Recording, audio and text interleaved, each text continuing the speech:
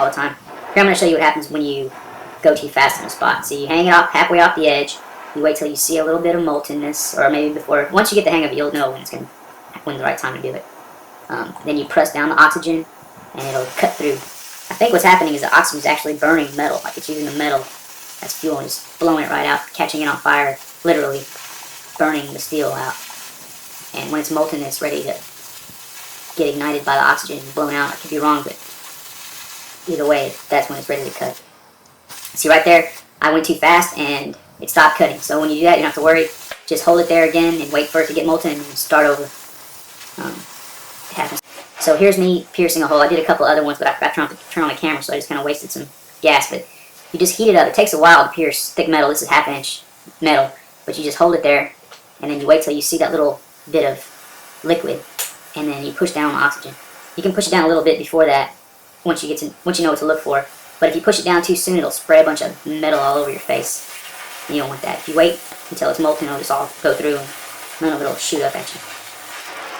And that's just, you want to do it like right before that, or right when it first happens. So you can't see it here, but I'm waiting till I see a little tiny speck of molten, then I push the oxygen, and then just drag it straight across. I can't really tell you the speed to go. You can have to practice, but you'll get it after a little while. It's not really that hard. You want to just keep the fire right on the edge, and just, it's hard to explain, but you'll get it. It's just the basics. This is going to be me going too slow just so I can show you what happens if you go too slow. I mean, it's not the end of the world. It just makes a lot of slag, but if you go too fast, it just won't cut. If you go too slow, it leaves a bunch of goop coming out the bottom, which you don't want, but, like I said, it's really not that bad. So, it just takes practice to get it where there's not all this gunk hanging off. It's better to go too slow than too fast, though, because if you go too fast, I'll show you what happens. It just stops cutting. What I was showing you earlier when I was hanging halfway off the edge, that was actually Tom's video. I just took that little part out that wasn't cutting. I was just showing him moltenness.